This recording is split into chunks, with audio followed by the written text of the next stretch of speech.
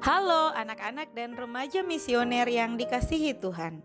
Berjumpa kembali dengan Kakak Ninsi dalam Do Re Mi, doa dan renungan misioner bersama Sekami Santo Petrus dan Paulus Argapura Keuskupan Jayapura, edisi Selasa 25 Juli 2023 dalam pekan biasa yang ke-16.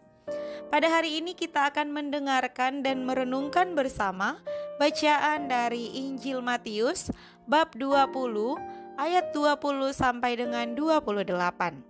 Nah, adik-adik, pada hari ini merupakan peringatan Pesta Santo Yakobus Rasul. Dalam nama Bapa dan Putra dan Roh Kudus, amin. Inilah Injil suci menurut Matius. Sekali peristiwa menjelang kepergian Yesus ke Yerusalem, datanglah ibu Zebedeus serta anak-anaknya kepada Yesus, lalu sujud di hadapannya untuk meminta sesuatu. Kata Yesus, "Apa yang kau kehendaki?" Jawab ibu itu, "Berilah perintah supaya kedua anakku ini kelak boleh duduk di dalam kerajaanmu, yang seorang di sebelah kananmu dan yang seorang lagi di sebelah kirimu." Tetapi Yesus menjawab, "Kamu tidak tahu apa yang kamu minta. Dapatkah kamu meminum cawan yang harus kuminum?"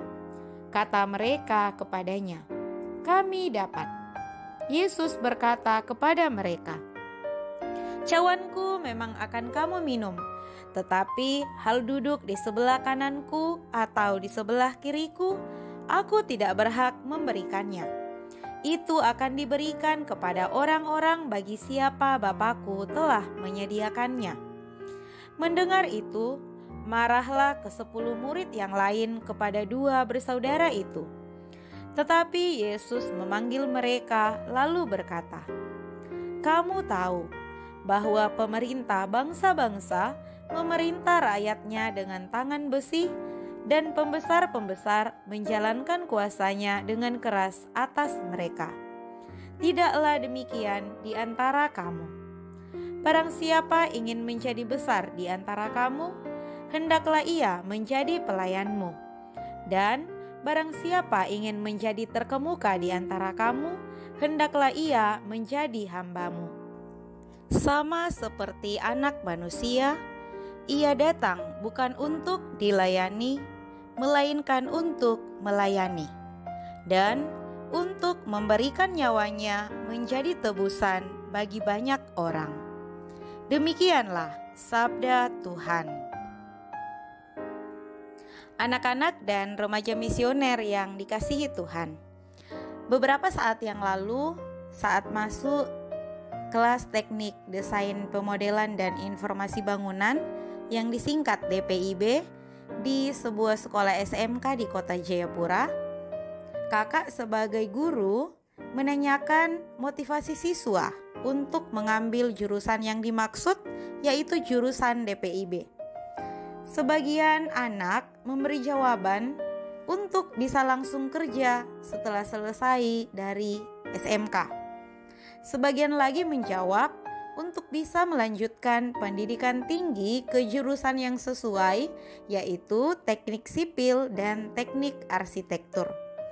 Dari hasil ini, kakak akhirnya menjadi tahu dorongan atau motivasi yang mendasari pilihan siswa, sehingga akhirnya mereka memutuskan untuk masuk SMK dan memilih jurusan DPIB.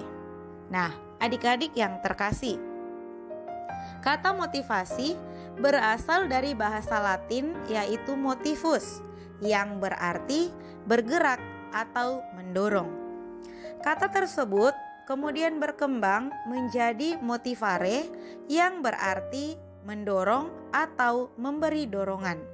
Nah, dorongan ini dapat berasal dari luar, eksternal, maupun dari dalam, yang disebut internal.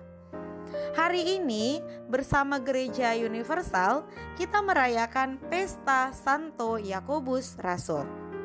Santo Yakobus dalam Alkitab dikenal sebagai Yakobus anak Zebedeus. Dia merupakan satu dari 3 rasul yang mendampingi Yesus dalam momen-momen penting seperti kebangkitan putri Yairus, transfigurasi, dan doa di Taman Getsemani. Setelah kebangkitan Yesus, Yakobus dikenal sebagai seorang penginjil yang aktif dan setia dalam menyebarkan ajaran-ajaran Yesus. Ia diperkirakan melakukan pelayanan dan perwartaan Injil di Yudea dan Samaria. Dan pada akhir hidupnya, Yakobus menjadi martir yang mulia. Anak-anak dan remaja misioner yang terkasih, bacaan Injil pada hari ini menunjukkan ketangguhan yang dimiliki Yakobus sebagai murid Yesus. Ibu dari Yakobus tampil begitu dominan. Dengan terang-terangan, ibu Yakobus meminta imbalan untuk anak-anaknya kepada Yesus berupa kedudukan yang tinggi. Nah, dari kisah ini tampaknya bisa diduga bahwa motivasi Yakobus didominasi oleh faktor eksternal, yaitu dukungan dari ibunya. Ia tampaknya juga mengikuti Yesus karena dorongan untuk mendapatkan kenyamanan dan imbalan bagi dirinya sendiri. Namun, seiring perjalanan waktu, berkat proses selama hidup dan tinggal bersama Yesus, Yakobus menjadi pribadi yang tangguh. Ia meninggalkan orang tua dan keluarganya untuk mengikuti Yesus, Mesias dan guru yang ia pilih. Nah, ternyata motivasi ini menjadi motivasi internal atau motivasi yang timbul dari dalam diri Yakobus. Adik-adik dan remaja yang terkasih, Santo Yakobus pun akhirnya memberikan dirinya sebagai martir demi membela iman akan Kristus. Yakobus terus-menerus terbuka untuk berubah dan diubah menjadi murid Kristus yang sejati. Ia terus-menerus memurnikan motivasi panggilannya dalam mengikuti Yesus. Ia setia menjadi pengikut Yesus, bukan hanya pada saat suka dan gembira, melainkan juga pada saat duka dan penuh sengsara. Adik-adik dan remaja yang terkasih, pertanyaan untuk kita, bagaimana dengan kita? Apakah motivasi utama yang kita miliki untuk menjadi misdinar, lektor, pemazmur, pendamping bina iman, atau tugas lainnya dalam pelayanan hidup menggereja? Apakah kita bersedia terus terbuka untuk memurnikan motivasi diri kita dalam mengikuti Yesus? Hendaknya kita pengikut Yesus bukan karena dorongan orang lain, melainkan karena pilihan bebas dari hati kita yang terdalam. Hendaknya kita mengikuti Yesus bukan karena ingin mendapatkan imbalan, pujian, dan kenyamanan semata, melainkan karena kita siap untuk ikut ambil bagian dalam salib dan kesengsaraan Yesus demi terciptanya kerajaan Allah di dunia ini. Semoga demikian. Amin. Marilah berdoa. Tuhan Yesus, Engkau diutus Bapa menjadi berkat bagi dunia, menjadi selamat bagi manusia. Utuslah kami anak-anak-Mu di Indonesia untuk menjadi sahabat kuat bagi yang lemah, sahabat yang rela berkorban bagi yang menderita payah, sahabat penghibur bagi yang sakit dan gelisah. Tuhan Yesus, kami pun ingin menjadi utusan-utusan kecil-Mu, teman setia bagi yang tersingkir terlantarkan, teman bicara bagi yang kesepian terlupakan, sobat yang gembira bagi yang sedih dan susah, sobat penuh penghargaan bagi yang tak dicintai.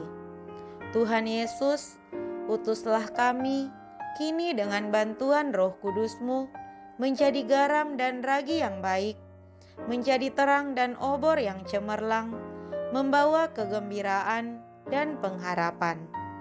Tuhan Yesus, kuduskanlah badanku dan sucikanlah jiwaku. Kupersembahkan diriku padamu hari ini. Berkatilah semua anak dimanapun juga. Berkatilah semua orang yang kami jumpai, siapapun juga. Amin. Bapa kami yang ada di surga, dimuliakanlah namamu. Datanglah kerajaanmu, jadilah kehendakmu di atas bumi seperti di dalam surga. Berilah kami rezeki pada hari ini, dan ampunilah kesalahan kami, seperti kami pun mengampuni yang bersalah kepada kami. Dan janganlah masukkan kami ke dalam pencobaan, tetapi bebaskanlah kami dari yang jahat. Amin. Salam Maria, penuh rahmat, Tuhan sertamu. Terpujilah engkau di antara wanita, dan terpujilah buah tubuhmu Yesus. Santa Maria, Bunda Allah, doakanlah kami yang berdosa ini, sekarang dan waktu kami mati. Amin.